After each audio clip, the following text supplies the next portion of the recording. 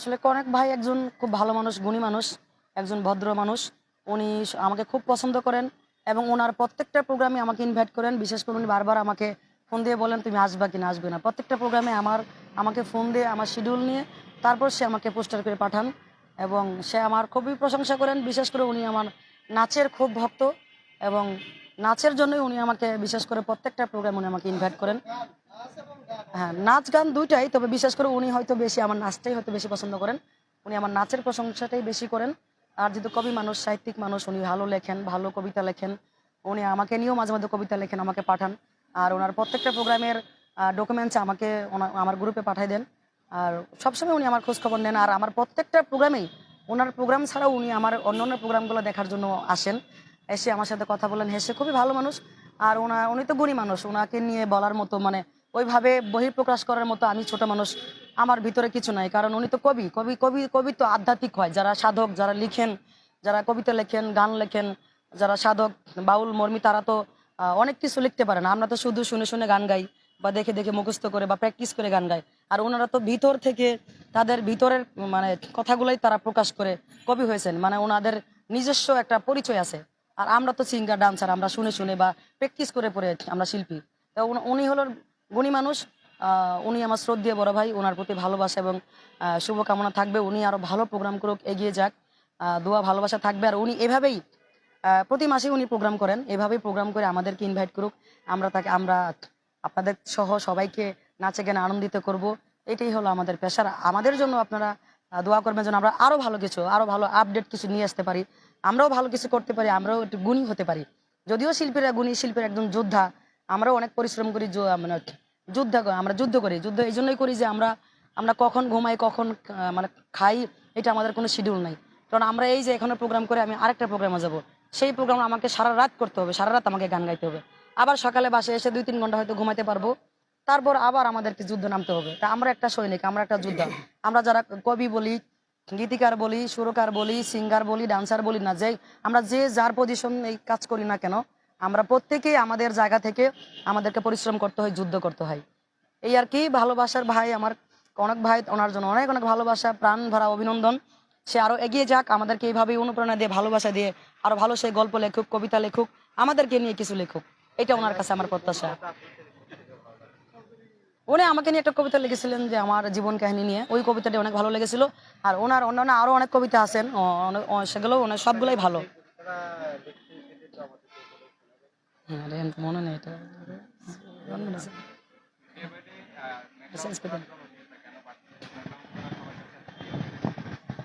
আসলে জানি না, ভক্তদের ভালোবাসা হয়তো আমাকে অনেকটাই অনুপ্রেরণা জুগিয়েছে।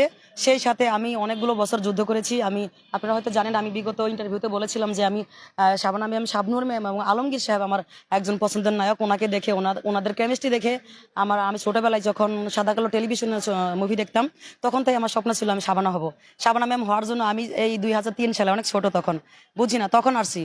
তাই আজকে ২২ বছর বিগত পার হয়ে গেছে। এই ২২ বছর আমার জীবনে অনেক চোরাই চড়াই উতরাই পেরিয়ে, অনেক কষ্ট করে, অনেক যুদ্ধ করে, অনেক সমালোচনা আলোচনার মুখে দিয়ে, অনেক শত্রুর বাধা বিঘ্ন পেরিয়ে, অনেকের সমালোচনা নিয়ে, ভালোবাসা নিয়ে আজকে আমি এই অবস্থানে এসেছি।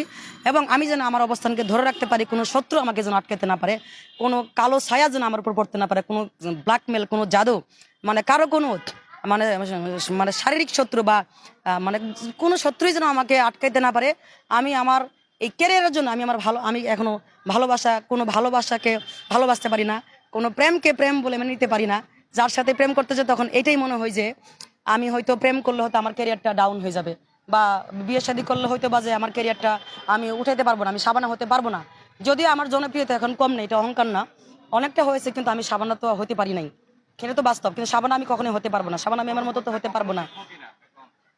হ্যাঁ, অবশ্যই মেঘলা অন্তরের মতো হয়ে সে অগ্নিকন্যা হয়েই আসবে। অলরেডি আমি তো অনেকগুলো সিনেমায় কাজ করেছি, আপনারা জানেন। রিসেন্টলি আমার একটা সিনেমা আমি চুক্তিবদ্ধ হয়েছি। হাবিব, আমাদের পরিচালক, প্রযোজক, ভিলেন অভিনেতা হাবিব খান, ওনার আমি মুসলিম সিনেমাতে আমি চুক্তিবদ্ধ হয়েছি। শীঘ্রই আমি 30 তারিখে, আমাদের 25 তারিখে শুটিং শুরু হয়েছে। 30 তারিখ থেকে আমার শিডিউল, সেটাতে আমি কাজ করছি। আরেকটা সিনেমা আছে পাহাড়ি কন্যা, সেটাতেও আমি কাজ করব। কিন্তু আমার স্বপ্ন হলো শুধু সিনেমায় কাজ করলে হবে না, আমি যে শাবানা ম্যাম হওয়ার জন্য আসছি, শাবানা ম্যাম হতে না পারলেও শাবানা ম্যামের মতো আদর্শকে বুকে ধারণ করে যেন ভালো কাজ করে আপনাদেরকে উপহার দিতে পারি, জনগণের ভালোবাসা নিয়ে শাবানা ম্যামের মতো আমি সারা জীবন অমর হয়ে থাকতে পারি। যেমন আমাদের সালমান শাহ, উনি প্রয়াত হয়েছেন আরো আজ থেকে 96 সালে উনি প্রয়াত হয়েছেন। আপনারা জানেন যে ওনাকে উনি একজন গুণী শিল্পী, ওনার মতো সুপারস্টার বাংলাদেশে আর নাই, আর হবে না। এখন আমরা ওনাকে কপি করি, ওনার স্টাইল, ওনার যে গেট আপ, ওটাই আমরা ফলো করে কিন্তু কাজ করতেছি। তো ওনার মতো কিং খান আর মানে সুপারস্টার আর আসবে না। তো ওনাকে তো ভালো মানুষ বিধায় ওনাকে তাকে হত্যা করা হয়েছে বা মেরে ফেলা হয়েছে। তো ভালো মানুষের বেশি দিন বাঁচে না। তা আমরা চাই যে এরকম আমি মারা গেলেও, যেমন সালমান শাহ মারা যাওয়ার পরেও তার সালমান ভক্তরা তার জন্য আন্দোলন করে যাচ্ছে, ভালো কিছু করে যাচ্ছে, তাকে নিয়ে যুদ্ধ করে যাচ্ছে।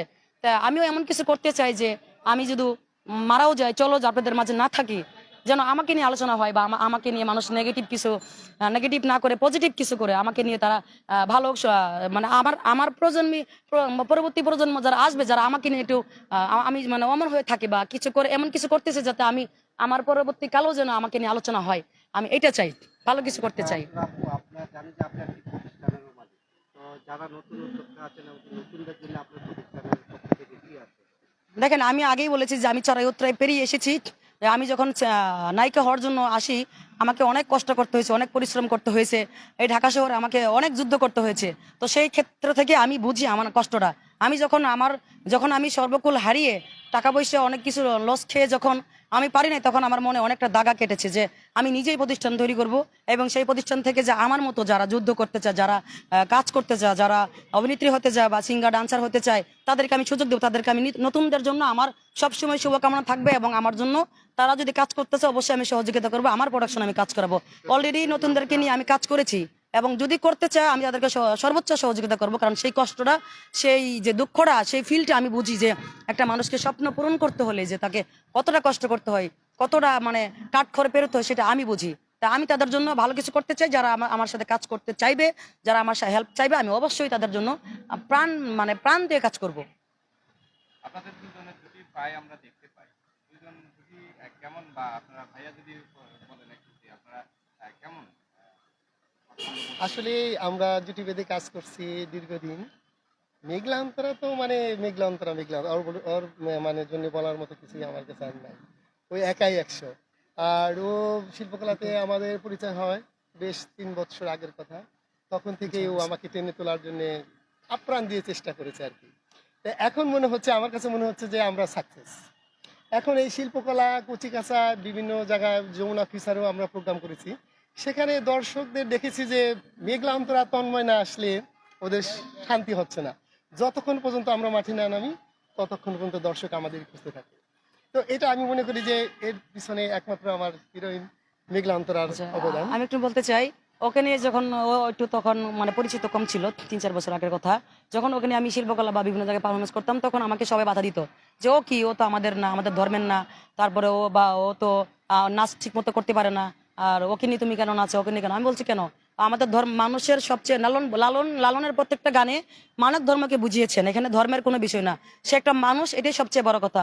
সে কোন ধর্ম পালন করলো, কোন ধর্ম পালন করলো না, এটা আমাদের বিষয় না। এটা হলো সে তার পক্ষ থেকে সে তার ভগবানকে পূজা করে। আমরা আল্লাহ তালাকে মানি, ঘুরে ফিরে কিন্তু একজনই, আল্লাহ বলেন, ভগবান বলেন একজনই।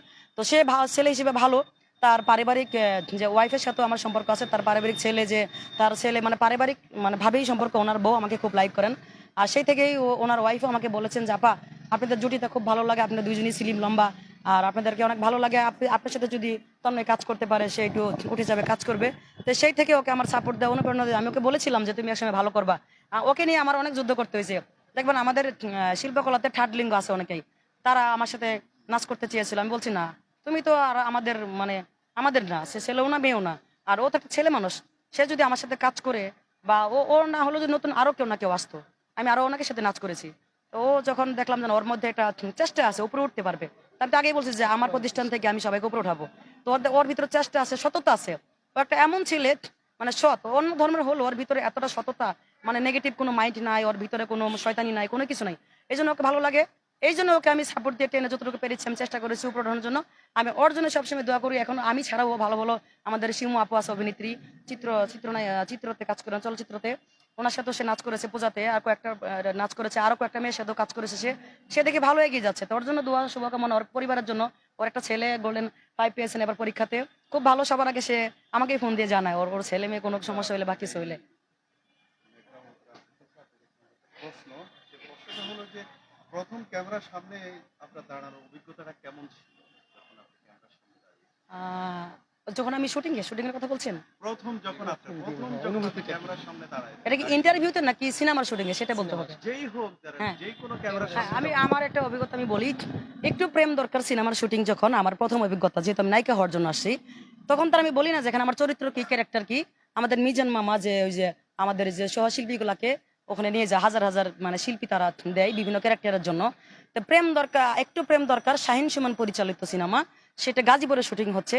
তা আমি, আমাদের একজন বড় ভাই ছিল, ওনার মাধ্যমে আমি গিয়েছি, ওনার বাড়ি রংপুর। তো যাওয়ার পরে উনি আমাকে পরিচয় করলেন মিজান মামার সাথে, যে আমি অভিনয় করতে চাই, নায়িকা হওয়ার জন্য আসছি। তো উনি যখন আমি ক্যামেরার সামনে দাঁড়াই, পিছনে আরো অনেক ছেলে মেয়ে ছিল, যদিও ওইটা আমার একটা পাসিং ক্যারেক্টার ছিল, আমি এটা বুঝি না যে পাসিং ক্যারেক্টার। তো সেই মুহূর্তে আমার ফিল হয়েছে যে আমি হয়তো নায়িকা, অনেকগুলো বড় বড় ক্যামেরা, যেহেতু আমি তো এতে কিছু বুঝি না।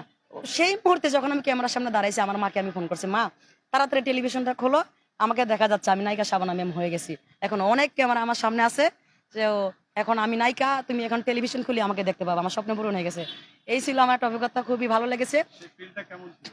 সেই ফিল্ডে তো আমি কি বলবো, যে মনে হয় যে আমি নায়িকা হয়ে গেছি, যেটা এটা তো মানে কি আনন্দের, বুঝতে পারবো না, আপনি বুঝেন না, যে আকাশে মানে চাঁদ পাওয়ার মতো। তখন আমি আমার মাকে ফোন করেছি যে আমার টেলিভিশনটা তাড়াতাড়ি খোলো, সবাইকে বলো যে আমি নায়িকা হয়ে গেছি, আমার সামনে অনেকগুলো ক্যামেরা আছে, আমাকে দেখাচ্ছে।